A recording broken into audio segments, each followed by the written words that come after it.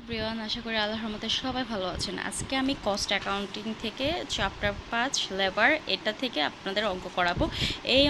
এই অধ্যায়টা হচ্ছে আপনাদের জন্য খুবই মোস্ট ইম্পর্টেন্ট, কারণ হচ্ছে এই চ্যাপ্টার থেকে প্রতি বছরই কিছু না কিছু অঙ্ক আসে।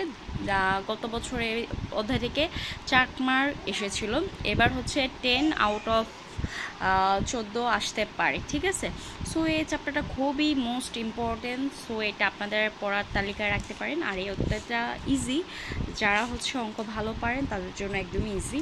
তো এখানে কিছু সূত্র আছে, যেটা হচ্ছে আমি মডিফাই করে যে সূত্রগুলো লাগবে ওগুলো জাস্ট এখানে আমি একটা লিখেছি। এই সূত্রগুলো আপনারাও খাতায় লিখতে পারেন। তো টাইম রেট সিস্টেম, তারপর piece rate system, production basis, time basis, হ্যাশাল প্রিমিয়াম প্ল্যান, তারপর হচ্ছে ওয়ান প্রিমিয়াম প্ল্যান, আর Taylor differential price rate system. তো এখানে হচ্ছে আপনাকে প্রশ্ন করতে পারে টাইম রেট সিস্টেমটা বের করতে, বা পিসি রেট সিস্টেম বের করতে, বা হ্যালসেলের প্রিমিয়াম প্ল্যান বের করতে বলে, বা রওয়ান। তো এখানে হচ্ছে কিভাবে কোশ্চেন হবে সেটা তো আপনিও জানেন না, আমিও জানি না। তো এখানে হচ্ছে আমরা যদি সূত্রগুলো মুখস্থ করে ফেলি তাহলে হচ্ছে অঙ্কগুলো দেওয়া একদমই ইজি হবে। প্রশ্ন হচ্ছে টাইম রেট সিস্টেম দিতে পারে, পিসি রেট সিস্টেম দিতে পারে, বা হালসে প্রিমিয়াম রেট প্ল্যান চেতে পারে, তারপর হচ্ছে রোয়ান প্রিমিয়াম প্ল্যান চেতে পারে। তো এই দুইজনের ভিতরে হচ্ছে তারা হচ্ছে বেসিক দিবে এবং হচ্ছে বোনাসও দিবে। তো ও হচ্ছে বোনাস দিচ্ছে হচ্ছে টাইম সেভ, যে টাইমটা আপনার হচ্ছে সেভ হবে ওইটারে 50%, আর ইন্টু হচ্ছে রেট পার আওয়ারে। আর রোয়ান দিচ্ছে টাইম সেভ, তারপর হচ্ছে ইনস্ট্যান্ডার্ড টাইম ইন্টু হচ্ছে time taken into rate per hour. এই দুইটা জাস্ট সব কিছু সমান, জাস্ট এইখানে বোনাসের ক্ষেত্রে ও হচ্ছে একরকম দিচ্ছে, ও হচ্ছে আরেক রকম দিচ্ছে। জাস্ট এটা মনে রাখলে হবে। আমরা এখন অঙ্কতে চলে যাই, একদম ইজি। আমি আপনাদের হচ্ছে কি বলে বই দেখে হচ্ছে বইয়ের প্রতিটা অধ্যায় ধরে ধরে অঙ্ক ধরে ধরে বুঝিয়ে দিব একদম ইজিভাবে, খুবই ইজি।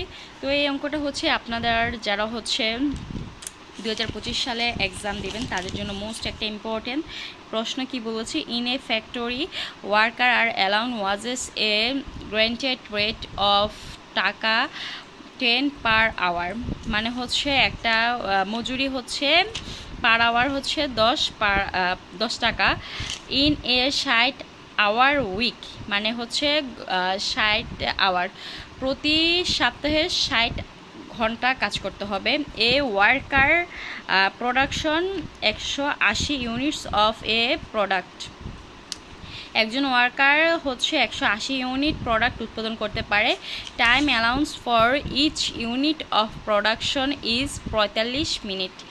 আপনার হচ্ছে একটা টাইম অ্যালাউন্স দিয়েছে 45 মিনিটের ভিতরে প্রোডাক্টের তো calculation the wages of the worker for the week under Halsey premium plan. তো হেলসেলের প্রিমিয়াম প্ল্যানের হচ্ছে আপনাকে বলছে করতে, রেট বের করতে। তো আমরা হচ্ছে সূত্রটা আগেই জেনেছি। হেলসেলের সূত্রটা হচ্ছে কি দেখেন তো, হেলসেলের সূত্র হচ্ছে টাইম টেকেন ইন্টু হচ্ছে rate per hour plus time save divided by 2 into হচ্ছে রেট পার আওয়ার। তাহলে আমরা একটু স্ট্যান্ডার্ড টাইমটা বের করে নিই। স্ট্যান্ডার্ড টাইমটা আমরা কীভাবে বের করবো, 180 যেহেতু প্রোডাক্ট তৈরি করতে পারে এবং হচ্ছে 60 ঘন্টার দিয়ে 45 মিনিটের মধ্যে, তাহলে তাহলে টোটাল কত আওয়ার্সে হবে।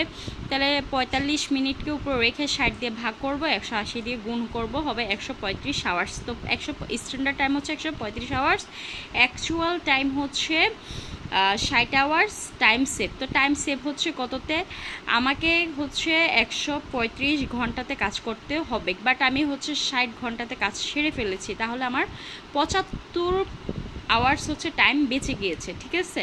তো ক্যালকুলেশন ওয়াজেস আন্ডার হালসেলের প্রিমিয়াম প্ল্যানের সূত্রটা লিখে ফেলি। ওয়াজেস ইকুয়াল হচ্ছে আমরা ডাইরেক্ট এটা না লিখি, এই লাইনটা না লিখি, ডাইরেক্ট এটা লিখবো, টাইম টেকেন ইন্টু হচ্ছে রেট পার আওয়ার যোগ, এখানে কি হবে যোগ, তো হচ্ছে time save divided by 2 into rate per hour. তো আমার টাইম টেকেনটা বের হয়ে ছিল হচ্ছে 60 আওয়ার 60 আওয়ার। তারপর হচ্ছে রেট পার আওয়ার ছিল আমাদের 10 টাকা, এই যে উপরে ছিল 10 টাকা, এই 10 টাকা। আর টাইম সেভ হয়েছে কত, টাইম সেভ হয়েছে 75 আওয়ার্স। তো 75 আওয়ার্সটা আমরা 2 দিয়ে ভাগ করব, গুণ হচ্ছে rate per hour. Rate per hour ছিল 10 টাকা, 10 টাকা। তো এটাকে ক্যালকুলেশন করে 975 টাকা। এই ছিল একটা একদম ইজি অঙ্ক। সো এটা আমরা অনেকেই বুঝে গিয়েছি, এটাতে আর না যাই। তারপর হচ্ছে সেকেন্ডটা আমরা করি। সেকেন্ডটা হচ্ছে from the following particular calculation the wages of the worker and his effective rate of the earning per hour. তো এখানে বলছে একজন ওয়ার্কারের মজুরির ইফেক্টিভ রেটটা বের করতে। তো standard time allowance for production হচ্ছে 10 আওয়ার্স, একটা স্ট্যান্ডার্ড টাইমে হচ্ছে 10 আওয়ার্স। আর ওয়াজেস পার আওয়ার রেট হচ্ছে 4 টাকা, অ্যাকচুয়াল টেকেন টাইম হচ্ছে 7। তাহলে আমাকে বলছে 10 ঘন্টা টাইম দিয়েছে, কিন্তু 7 ঘন্টা আমার কাজ শেষ হয়ে গেছে, টাইম সেভ হয়েছে 3 ঘন্টা। তো বোনাস হচ্ছে 50% অফ টাইম সেভ। তো আমরা 50% জানি হচ্ছে হ্যাশেলের, কারণ হচ্ছে টাইম সেভ ডিভাইডেড বাই 2 মানে হচ্ছে 50%ই নেওয়া হচ্ছে। সো এটা আমরা বুঝে গেলাম অ্যাকচুয়ালি অ্যাকর্ডিং টু হালসাল প্ল্যানারের। তো উই নো ওয়াজেস, আমরা সূত্রটা ডাইরেক্টলি লিখে ফেললাম। এখানে টাইম সেভ ডিভাইড বাই 2ও দিতে পারেন, আবার কেউ হচ্ছে এরকম 50%ও দিতে পারেন, অ্যাজ ইউ উইশ। আমরা যদি এই যে এটাও লিখি কোনো সমস্যা হবে না, আবার এটা লিখলেও আমাদের কোনো প্রবলেম হবে না। তো লিখে কি ফেলবেন আপনারা দেখেন তো। টাইম টেকেন টাইম ছিল 7। তারপর হচ্ছে ঘন্টায় 4 টাকা করে দিবে, পার রেট ছিল 10 টাকা, প্লাসের প্লাস, এই যে সূত্রের প্লাস।